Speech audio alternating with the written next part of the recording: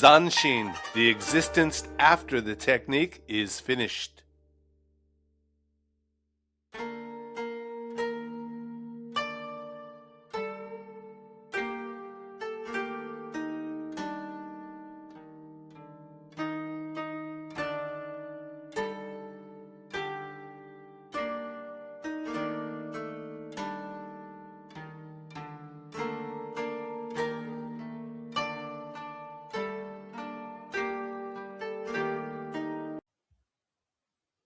In karate or martial arts training, you will hear the word Zanshin used often, sometimes carefully explained, sometimes spoken as though you should already understand it. This can be unsettling at times, like being handed a map halfway through a journey and being told you're already late. I myself heard this word numerous times, but it took years to grasp it and furthermore understand its basic concept and deep-rooted mindfulness and principles.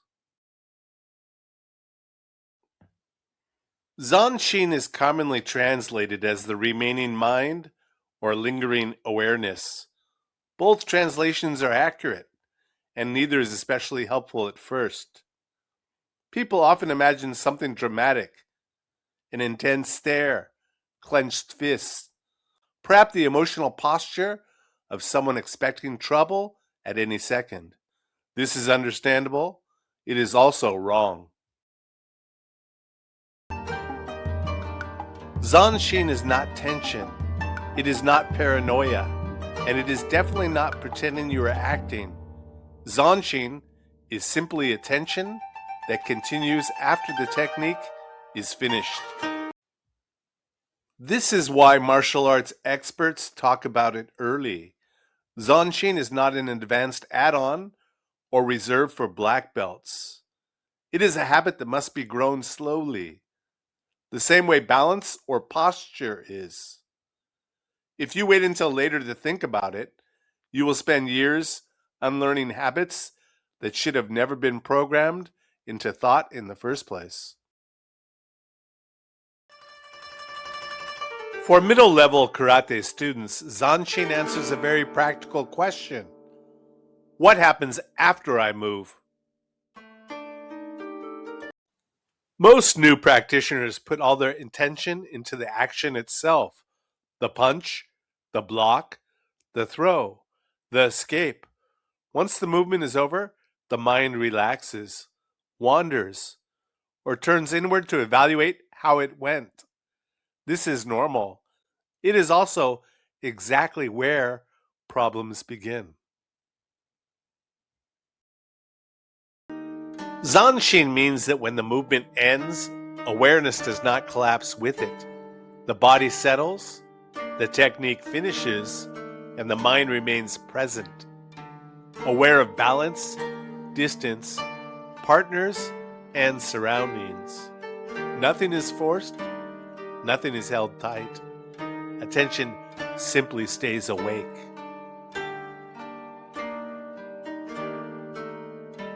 Think of it this way. Zanshin is not being on edge, it is being not done yet. Because Zanshin is subtle, it is often misunderstood. Enthusiastic beginners, eager to do things correctly, tend to replace understanding with effort. This leads to some common mistakes. One is the aggressive stare, eyes wide, jaw set, glaring into space after a technique as if daring the universe to respond. This is not Zanshin. It is a pause filled with attitude. Awareness does not require intimidation. A huge mistake is freezing the body. Practitioners lock joints, clench muscles, and hold their breath to prove they are finished. What this actually proves is that the body is under strain. A rigid body is not ready. It is busy holding itself together. There is also the temptation to look intense for the powerful sake. When practitioners sense that something important should be happening after a technique but are unsure what it is, they substitute expression for understanding. Zanshin, unfortunately, does not care how it looks. At its core, this confusion comes from mixing up alertness with stiffness and awareness with aggression. Alertness is light. It allows movement in any direction. Stiffness is heavy. It delays response. Awareness is receptive. Aggression narrows focus. Zanshin is not about projecting threat. It is about remaining open to information. Physically, Zanshin is first felt in the body. Balance after movement is the clearest sign. After a strike, throw, or fall, the body should settle naturally rather than stumble or lock. You should feel grounded, as if your weight knows exactly where it belongs.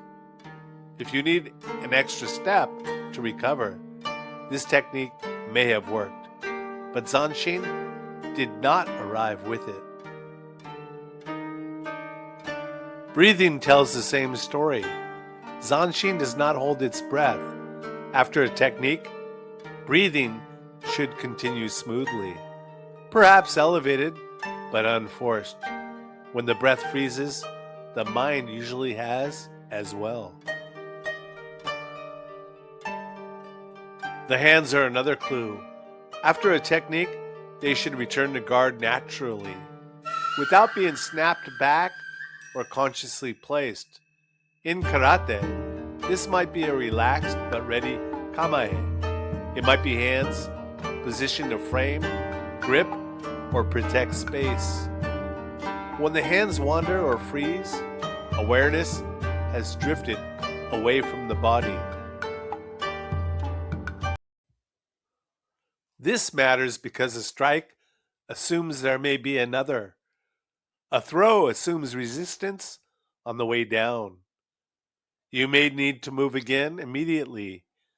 Zanshin is the physical state that makes those assumptions calm rather than stressful. In karate, Zanshin is built directly into how techniques are finished. After a punch, kick, or block, nothing dramatic is supposed to happen. The eyes remain active without staring. The hips and stance stay alive without bouncing. The body remains ready for the next technique without pausing to admire the last one. You see this clearly in Kihon, where each count should finish cleanly without rushing or freezing. In kata, Zanshin lives in the pauses and turns, moments often mistaken for rest, but actually requiring the clearest awareness.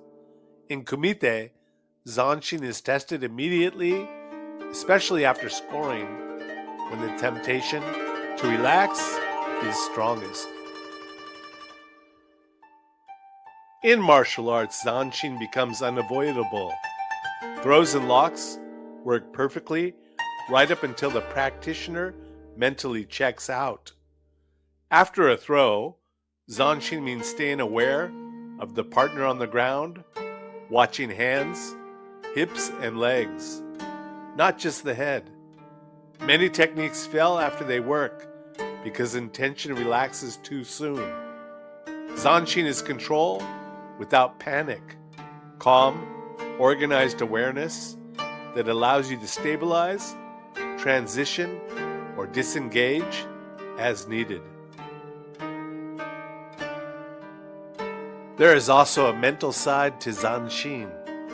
Beginners often fall into celebration, freezing, or second guessing. All three put attention out of the present moment.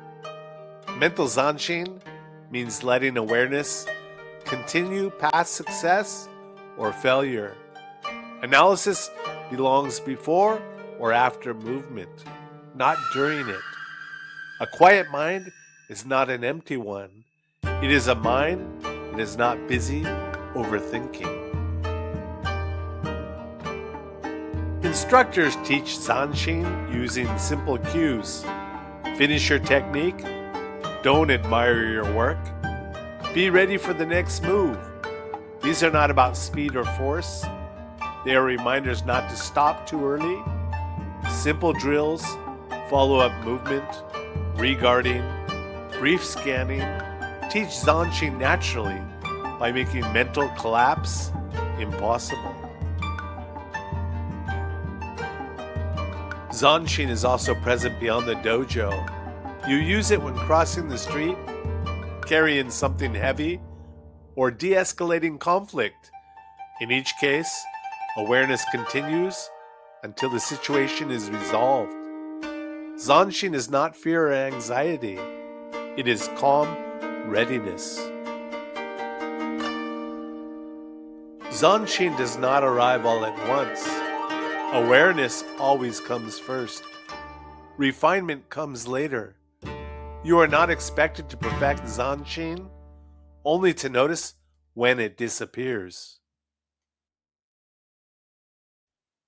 Once you begin to understand Zanshin, is the beginning to understanding the martial way and to enlightenment, and the ability to concentrate, be aware, avoid injury, and do it correctly, the way it was designed to be done.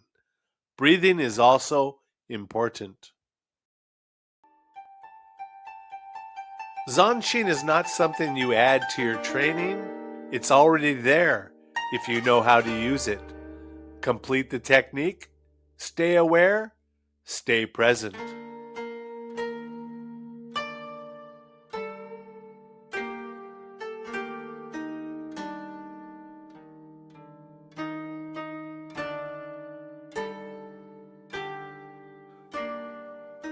Thank you for watching. Please press like and subscribe. Alohas.